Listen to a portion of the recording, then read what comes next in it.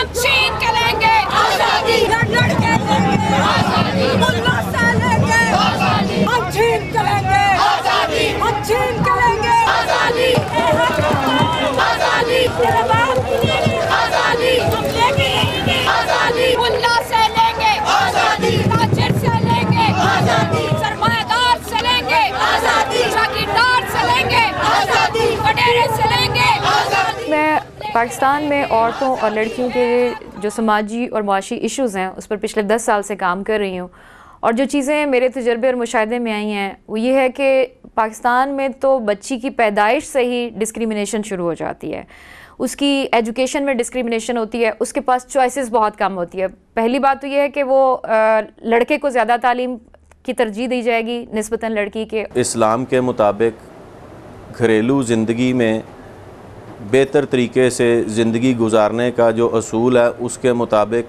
किसी भी घर का सरबरा मर्द होगा और घरेलू मामलात के जो फ़ैसले होंगे उनका हतमी फ़ैसला मर्द ही करेगा। वालदा ने मेरी शादी कर दी ज़बरदस्ती, जिसके साथ मेरी शादी हुई थी वो 25-30 साल मुझसे बड़े थे, लेकिन मैं शादी नहीं करना चाहती थी। और शादी होने के बाद मेरे अब्बू भी नहीं, मेरी पढ़ाई भी नहीं कंप्लीट होने दे।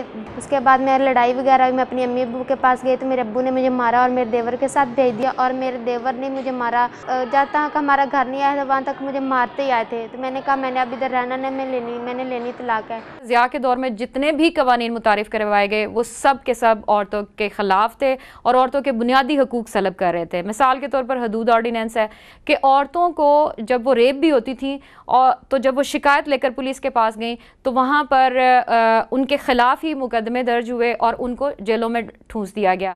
2006 में इस कानून के अंदर जो तरमीम हुई उसके मुताबिक औरतों को कुछ रिलीफ मिला।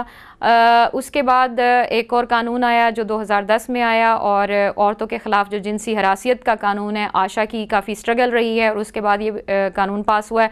तो ये कानून जो है वो एक बेहतर कानून हम समझते हैं। मैं ये ज्वेलरी का काम करती हूँ, ये आर्टिफिशियल ज्वेलरी है। मैं 4 साल से हम ये काम कर रहे हैं।